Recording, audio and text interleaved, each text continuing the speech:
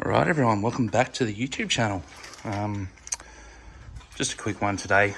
Just going over a couple little things with the car. Nothing too crazy. Just sort of give you a rundown on the new wheels.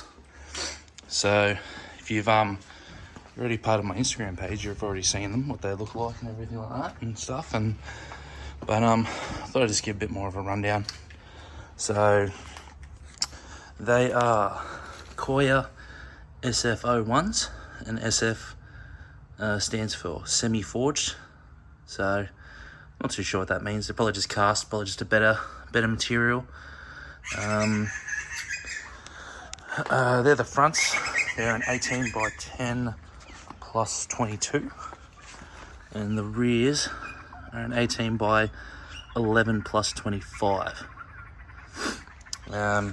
Pretty much just the same Kumho tyres that I had on the rotors, but then the rears went through stylish wheels out of Slugs Creek. They were a little bit of a hike, but for some reason no one on the north side wants to fit an 11-inch wide wheel and tyre to a Falcon. I don't know why, but according to a few shops that I spoke to, because it's outside the standard parameters.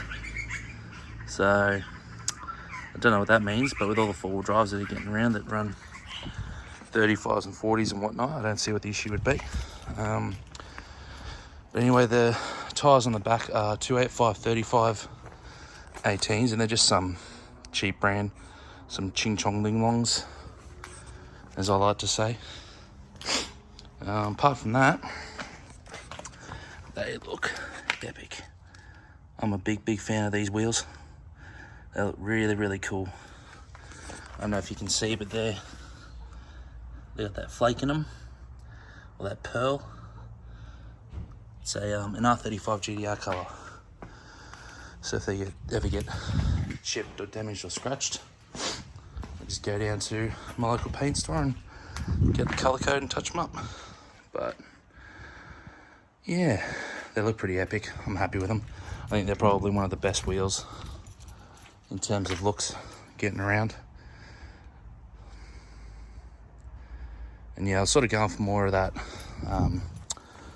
that race inspired look, just because I want to start going to a few more track days and stuff out at Lakeside and Willowbank and that. But yeah, apart from that, there's not much else going on with the car. One other thing I know is that 500 horsepower in a manual down at Lakeside, when everyone else has got 700 horsepower in automatics, yeah, it's not too fun. It's fun rolling through the gears. Like, that never gets old in this car. God, look at that. How tough does that look? But yeah, 500 horsepower in a manual, good fun rolling through gears around the track.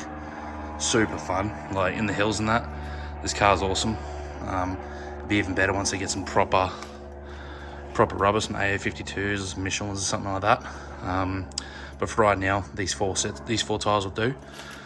But yeah, had it at Lakeside on the weekend, and I did one.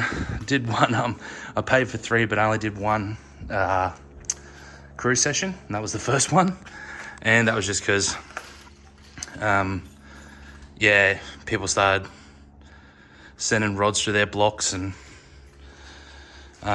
hitting walls and all sorts of gnarly shit. So I kind of thought, you know what, that made me a little bit paranoid, so I didn't want to risk it.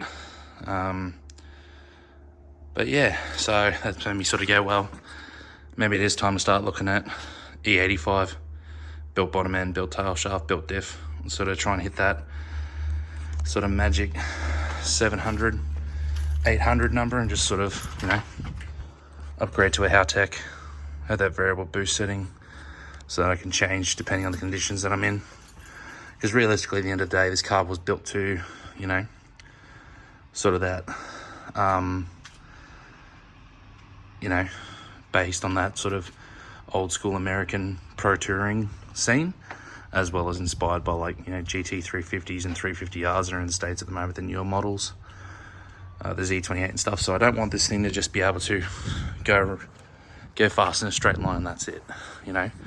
That's why I've got the brakes, that's why I've got the coilovers, that's why I've got all this different stuff to sort of, you know, set it apart from every other Falcon on the road, but then also be a little bit different, you know, sort of take something that is essentially a boat, you know, a tradies workhorse, and sort of turn it into something that it shouldn't really be able to do, and that's go fast around a circuit.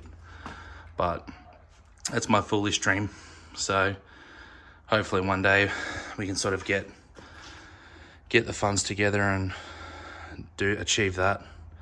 Eventually go for that 600-700 horsepower number on the E5. You know, wind it right up, external gate, built diff, built tail shaft, the whole nine.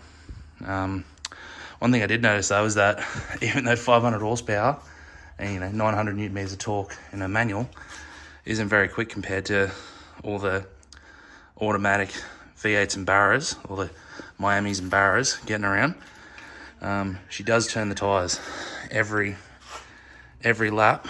I had 265s on this. They were Kumo PS71, so not your average sort of street tyre. They were a street tyre, but you know, they were a sport based tyre, and this thing just spun every gear from second all the way up to fifth. Every gear, it was just churning at Lakeside. So the power is there. It's just a matter of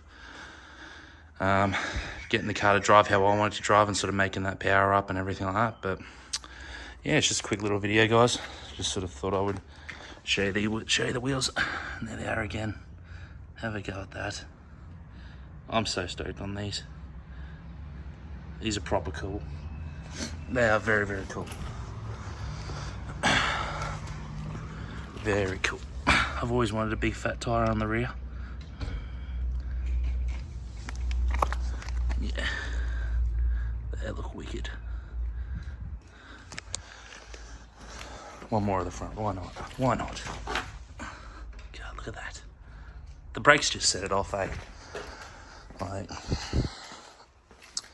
this car would look a whole lot different without the brakes. Alright guys, well, I think that'll about do it. And yeah, look after yourselves, take care, and hopefully we can keep a bit more content coming for you once I figure out how to do this whole sort of YouTube thing properly. And yeah, see you guys all in the next one. Peace.